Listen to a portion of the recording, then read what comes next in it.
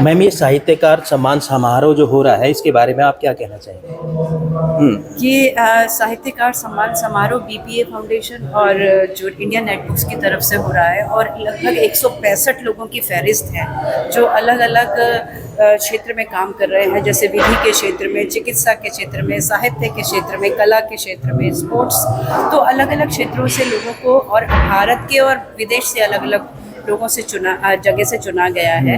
तो वो सबको सम्मानित करके, तो देखिए किसी को भी सम्मानित करते हैं तो अच्छा तो लगता ही है। और आज मैं भी सम्मानित होने वाली हूँ, मुझे भी मिलने वाला है साहित्य रत्न अवार्ड संचालन के क्षेत्र में, और मैं यहाँ पर अभी संचालन भी कर रही हूँ। लेकिन जब हम किसी दूसरे को सम्मान देते हैं बीपीए फाउंडेशन की तरफ से और इंडिया नेटबुक्स की तरफ से, तो एक गौरव का अनुभव होता है कि इतने बड़े बड़े लोगों को, जिनको साहित्य विभूषण और दे रहे हैं, तो कितनी खुशी होती है। और हर सम्मान के साथ देखिए दायित्व तो बढ़ ही जाता है। जी, आज जो जैसे बहुत सारे साहित्यकार आपको देखने के लिए मिल रहे हैं, एक मंच पे इकट्ठा हो रहे हैं, तो उसके लिए आपको कैसा लग रहा है? देखिए विभिन्न विभूतियाँ हैं यहाँ पे। हमारे साथ दिविक रमेश जी हैं, सुरेश ऋतु पंडित जी हैं, और हमारे साथ जस्टिस श्रीवास्तव भी थे। साथ ही साथ हमारे साथ पत्रकार राहुल देव भी हैं। इतने अलग अलग विधाओं से लोग एकत्रित हुए हैं, और तो अच्छा तो लगता ही है, और अपने आप को ऊर्जा मिलती है। आपको कोई जो लिखता है उसको आगे लिखने के लिए भी ऊर्जा चाहिए, और काम करने के लिए पुरस्कार जो है बहुत ऊर्जा देते हैं, आगे मोटिवेट करते हैं। आपकी साहित्यिक शैली के तेवर कैसे हैं?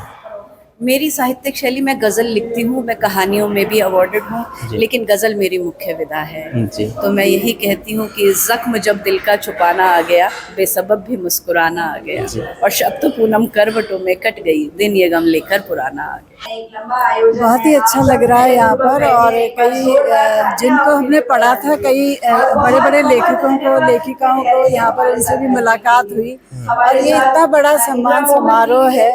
संजीव कुमार जी और मनोरमा जी का ये इतना बड़ा, इन्होंने एक तरह से कुंभ, लेखकों का कुंभ यहाँ पर आयोजित किया है। बहुत बड़े बड़े लोगों से मुलाकात हुई है। मैं बड़ा गौरवान्वित खुद को महसूस कर रही हूँ।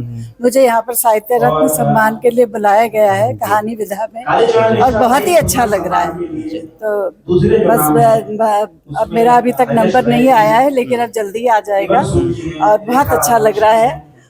ये सम्मान समारोह का जो प्रोग्राम है, इससे जितने भी साहित्यकार हैं उसका एक मनोबल बढ़ता है, उनमें एक कॉन्फिडेंस की अलग लहर आती है। उसके लिए क्या कहना चाहेंगे आप? हाँ, क्योंकि हम लगातार लिखते रहते हैं। ये जो सम्मान समारोह, जैसे अभी अभी किसी ने कहा है कि भाई आप मोमेंटो भी ले जाइए और शॉल भी ले जाइए, और स्टेज हम प्रोवाइड करते हैं। तो कितनी बड़ी बात है कि इससे क्या है कि लेखक का आत्मसम्मान बढ़ता है, गौरव बढ़ता है, और कॉन्फिडेंस लेवल बढ़ता है कि और लिखें और हमारा नाम हो, और इन सब चीज़ों से हमारा नाम तो होता ही है। जी, अधिकतर लोग हमको ये जो साहित्यकार सम्मान समारोह का जो आयोजन आज यहाँ हो रहा है, इसके बारे में आप क्या कहना चाहेंगे? बीपीए फाउंडेशन एवं इंडिया नेटबुक्स द्वारा देश भर के साहित्यकारों को अलग अलग प्रदेशों से, यहाँ तक कि विदेशों से भी सम्मान समारोह के माध्यम से बुलाया गया है और एक सूत्र में जोड़ा गया है। जी, इसका सबसे बड़ा लाभ ये हुआ कि जिन साहित्यकारों को हम लोग कई दशकों से पढ़ते थे, आज उनसे पहली बार मुलाकात हुई है। यह एक बहुत बड़ी उपलब्धि है, और इसके लिए मैं इंडिया नेटबुक्स के संजीव जी का हृदय से आभारी हूँ। जी, जो मैम आपका परिचय जानना चाहेंगे? मैं डॉक्टर उषा हूँ। मैं बेंगलोर सिटी यूनिवर्सिटी में प्रोफेसर हूँ। पिछले 26 वर्षों से शिक्षण का कार्य कर रही हूँ। साथ ही साथ हिंदी और कन्नड़ के बीच अनुवाद के द्वारा कन्नड़ साहित्य का हिंदी में परिचय के द्वारा उस पर आलोचना लिखकर, लेख लिखकर एक सेतु के रूप में हिंदी और कन्नड़ के बीच में संबंध बन सके, यह प्रयास कर रही हूँ। अच्छा, जो साहित्यकार आज पुरस्कार सम्मान समारोह है, इसके लिए जो आपको सम्मान मिला है, उसमें आप क्या कहना चाहेंगे उस सम्मान के? बीपी फाउंडेशन और इंडिया नेटबुक्स के प्रति मैं आभारी हूँ, आदरणीय संजीव निगम जी के प्रति, जिन्होंने तमाम उच्च शिखर पर बैठे साहित्यकारों के साथ साथ दक्षिण के बेंगलोर में मुझे चिन्हित किया। अनुवाद के क्षेत्र में मेरा काम है, आलोचना के क्षेत्र में है और कविता के क्षेत्र में। कन्नड़ के बड़े कवि कनकदास हुए हैं, उनके रचनाओं पर आधारित खंड कविता पिछले वर्ष प्रकाशित हुई है, ताकि कनक संत कवि के बारे में उत्तर भारत में भी उनका परिचय मिल सके। यह मेरा प्रयास रहा है। आपकी साहित्यिक शैली के तेवर किस प्रकार के हैं? प्रतिरोधी है, साथ ही साथ सकारात्मक है। प्रतिरोध का जो उपयुक्त परिणाम होता है वह सकारात्मकता में होना चाहिए। नकारात्मक बनकर हम किसी भी विधा में कोई भी अभिव्यक्ति कर लें, उससे कोई हमें फायदा नहीं होगा। आज की पीढ़ी को हमें सकारात्मक साहित्य के द्वारा ही समृद्ध करना चाहिए, उनमें सकारात्मकता लानी चाहिए। साहित्य का यही कर्तव्य भी है। आज की सर नमस्कार, स्वागत है आपका AVM टाइम्स के अंदर। और ये जो आज साहित्यकार पुरस्कार जो समारोह है, इसके बारे में आप क्या कहना चाहते हैं, आपकी विचार? देखिए, इस समारोह की अपनी एक विशेषता है जी। एक तो जैसे सम्मानों और पुरस्कारों के बारे में एक आम धारणा बन गई है कि साहब ये तो लेन देन का मामला है, लेकिन कम से कम ये संस्था मैंने देखा है अपने अनुभव से ऐसा नहीं करती। आपको पूरे सम्मान के साथ पहले बताया जाता है, आपकी स्वीकृति ली जाती है और उसके बाद फिर आपको सम्मान पूर्वक बुला करके एक भव्य इस आयोजन में सम्मानित किया जाता है। सर, लेखक जो है अपनी पूरी मतलब एक कहते हैं ना, जिसे पूरी भावनाओं को एक पेपर पे उतार देता है, ठीक है, उसके बारे में आप क्या कहना चाहेंगे इसमें? देखिए, जो लेखन है ना, सृजनात्मक लेखन की आप बात कर रहे हैं, रचनात्मक लेखन की, उसकी रचना प्रक्रिया के बारे में अभी तक कोई अंतिम बात सुनने में नहीं आई है।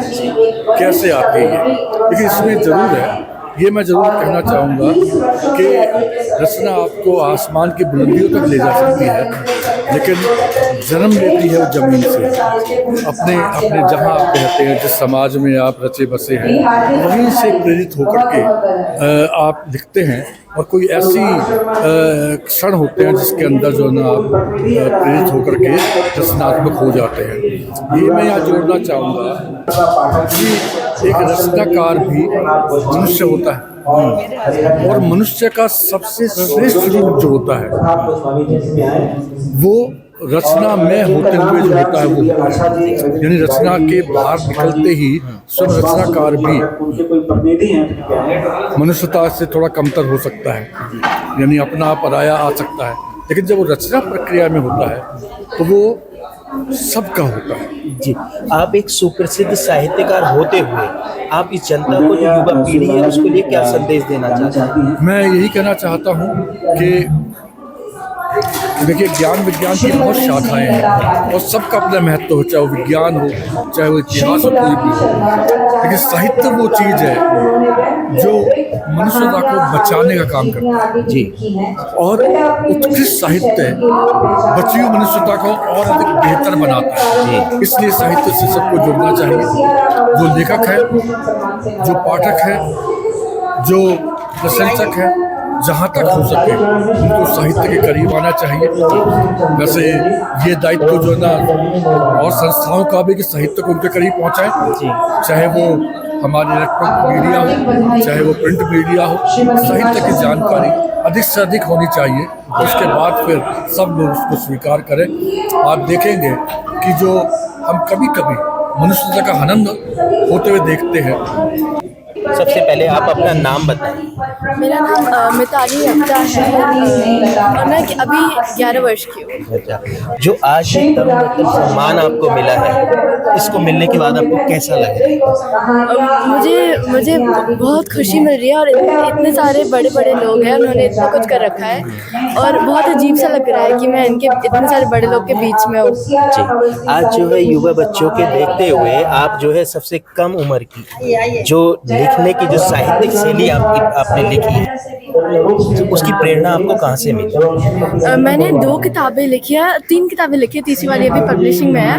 तो पहली वाली लॉकडाउन में लिखी, मतलब वो पोएम्स की छोटी सी कलेक्शन थी और मेरे मामा ने बोला कि मैं बहुत अच्छा लिखती हूँ, मुझे और बोला कि इनको इकट्ठा करो और इनको पब्लिश करो। तो फिर मेरे माता पिता ने इकट्ठा किया और पब्लिश किया। डॉक्टर संजीव ने बहुत डॉक्टर संजीव ने हमारी बहुत मदद की, उन्होंने मेरा सपना सच में लाया। दूसरा था fairy tales with a twist, snow white.